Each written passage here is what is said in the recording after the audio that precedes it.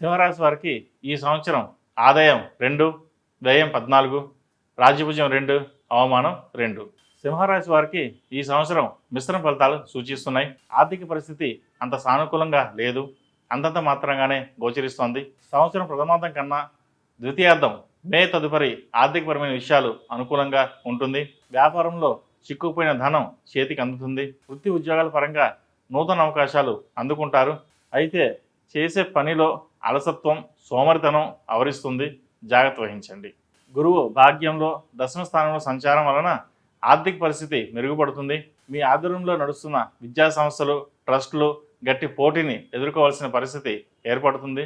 మీ యొక్క కృషి వలన, ధర్మ సిద్ధాంతాల వలన సమాజంలో మీ స్థాయి నిలబెట్టుకోవడానికి చేసే ప్రయత్నాలు సఫలీకృతం అవుతాయి.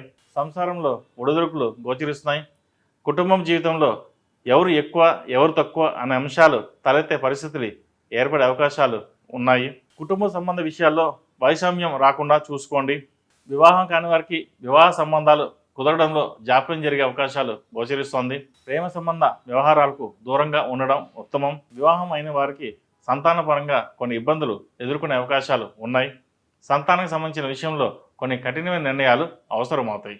వ్యక్తిగత వ్యాపార పరంగా భాగస్వామి వ్యాపార విషయ వ్యవహారాలలో, ఆర్థిక సంబంధ విషయాలలో ఎంత కట్టుదిట్టంగా ఉంటే అంత మంచిది, అంత మేలు జరుగుతుంది.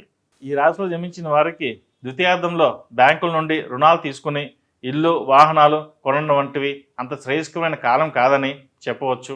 విదేశీయాన, ఆసుపత్రులు, ఫార్మా రంగంలో ఉన్న వారికి అనుకూల కాలంగా ఉంటుంది. సాంకేతిక విద్య, సైకాలజిస్ట్, గోప్యతతో కూడిన విద్యలను అభ్యసించే వారికి కొంత అనుకూలమైన కాలం అని చెప్పవచ్చు. అదేవిధంగా చార్టెడ్ అకౌంట్స్, క్రీడాకారులకు అనువైన కాలం. సాఫ్ట్వేర్ జాబులు చేసేవారికి అంత అనుకూలమైన కాలం కాదని చెప్పవచ్చు. ఈ రాశి వారికి ఏది ఏమైనప్పటికీ ఈ సంవత్సరం ప్రారంభం నుండి మానసిక ఆందోళన, నరకమైన జీవితం గడుపుతారు. ఇది కొందరి విషయంలో మాత్రమే. శారీరక అనారోగ్యాలు ఏర్పడవచ్చు. రావాల్సిన బకాయాలు అవసరమైన సమయానికి అందకపోవడం, రుణాలు చేయడం, జీవిత భాగస్వామితో, అత్తింటి వారితో మాట పట్టింపులు రావడం వంటివి జరగవచ్చు. విద్యార్థులకు మంచి అనుకూలమైన కాలం అని చెప్పవచ్చు. విద్యార్థులు నూతన విద్య అభ్యసించడానికి, దరఖాస్తు అప్లికేషన్ పెట్టుకోవడానికి అనుకూలమైన కాలం అని చెప్పవచ్చు. విదేశాల్లో చదువుకోవాలనుకునే వారికి కొంత అనుకూల సమయం అని చెప్పవచ్చు. గ్రీన్ కార్డు కోసం, పిఆర్ కోసం, H1B వీసా కోసం ప్రయత్నించే వారికి ఈ సంవత్సరం సానుకూల ఫలితాలు ఏర్పడతాయి. రాజకీయ పరంగా అంత అనుకూలంగా లేదు. రాజకీయ సంకట స్థితి ఏర్పడుతుంది. మిమ్మల్ని అడ్డం పెట్టుకుని రాజకీయం లబ్ధి పొందుతారు. నమ్మించి మోసం చేసే ప్రబుద్ధులు మీ చుట్టూ ఉన్నారని గ్రహించండి. ఆరోగ్యపరంగా జాగ్రత్తలు అవసరం. మీ ఆహారపు అలవాట్లలో మార్పులు వచ్చే అవకాశాలు ఉన్నాయి, జాగ్రత్త వహించండి. అదేవిధంగా కుటుంబంలో పెద్దల ఆరోగ్య విషయంలో కలవరపడతారు. వారి ఆరోగ్య విషయంలో తగిన జాగ్రత్తలు తీసుకున్నా కూడా మీకు ఆందోళన కలిగించే విధంగా ఉంటుంది.